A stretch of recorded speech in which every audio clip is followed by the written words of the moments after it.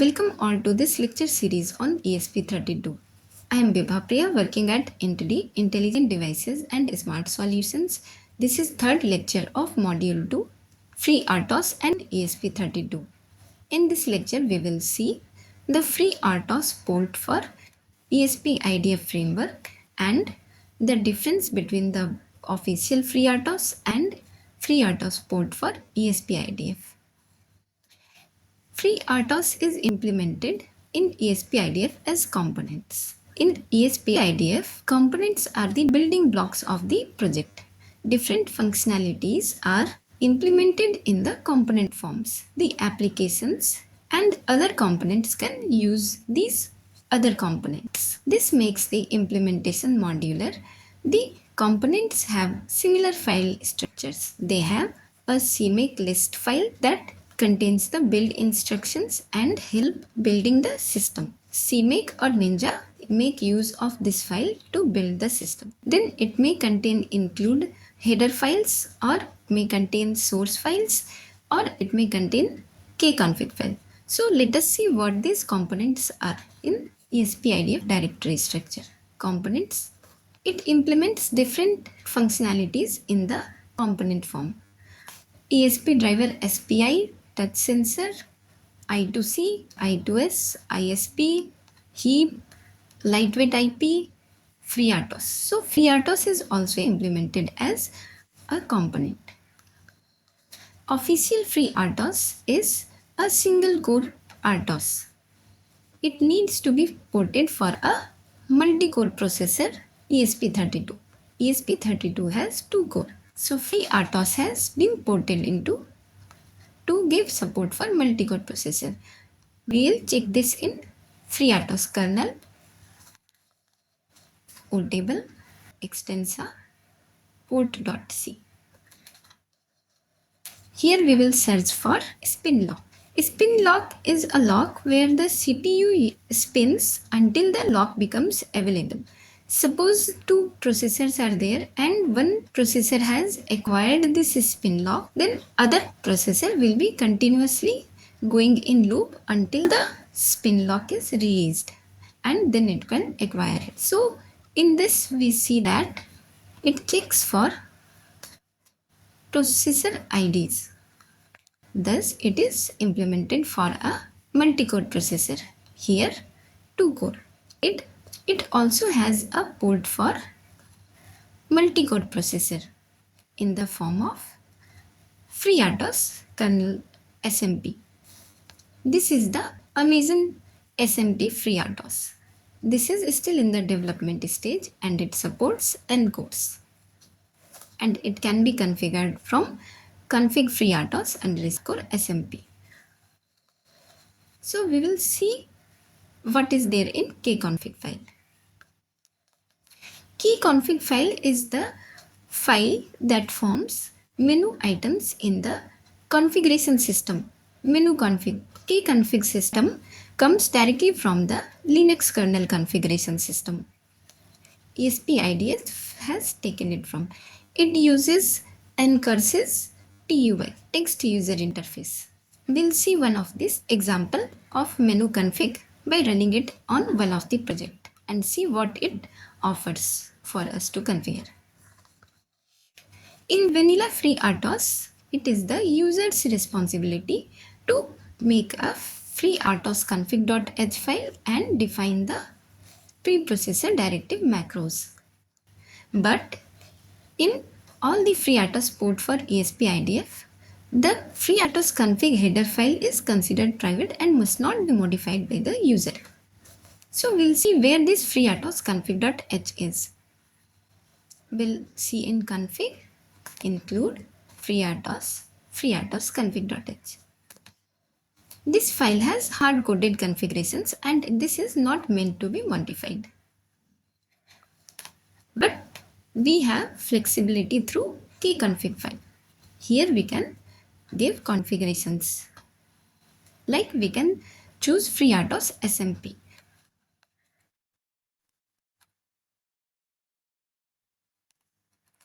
IDF has added an experimental port of this SMP kernel located in the component SMP.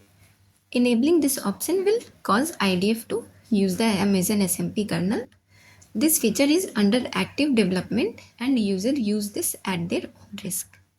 We will be using mostly FreeRTOS kernel, this one board. It has task.c, list.c, queue.c, timer.c, event group.c. All these files we have already seen in the FreeRTOS, official FreeRTOS.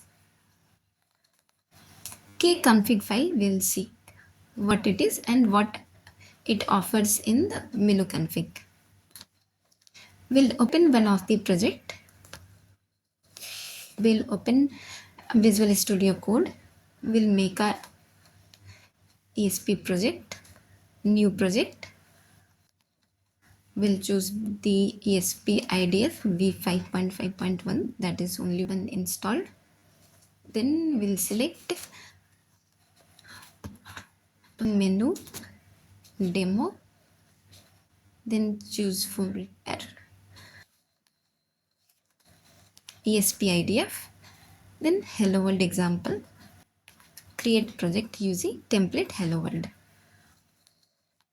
We'll open the new window, close the old window. I trust the author.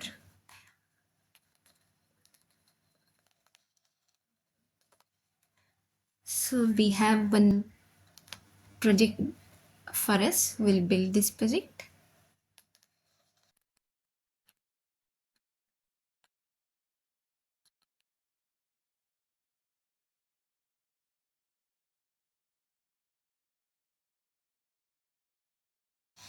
We'll open ESP-IDF terminal. For that, press Ctrl Shift P. Then type ESP-IDF colon ESP-IDF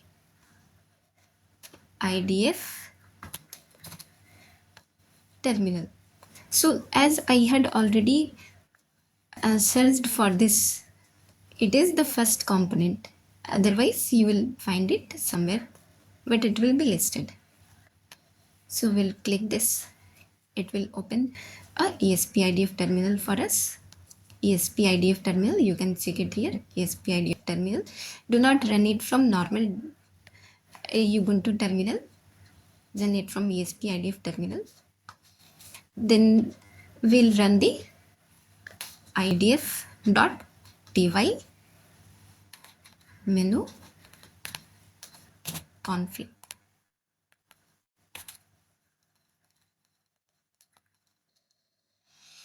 So this is the TUI, text user interface. In this, different options are provided. So our FreeRTOS is under the component configuration. We'll open it, and here we find FreeRTOS. We'll see, and then kernel configuration.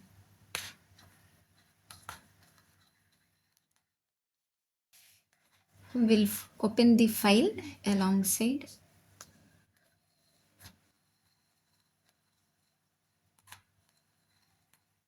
So we have many options, so we'll see one of the option and see, like config backward compatibility. We'll see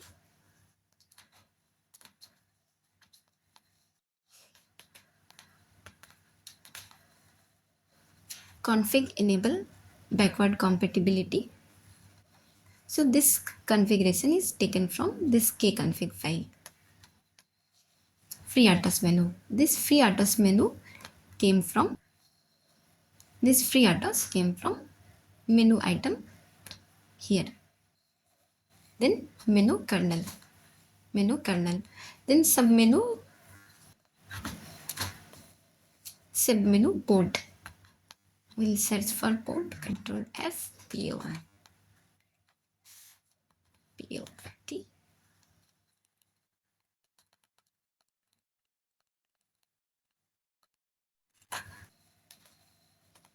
port, menu port.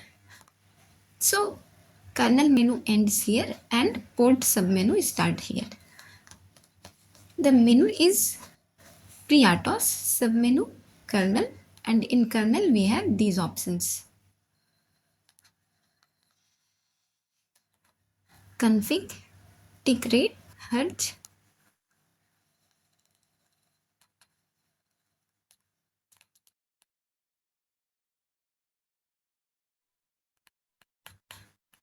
sorry, Control C pressed. We'll open it again.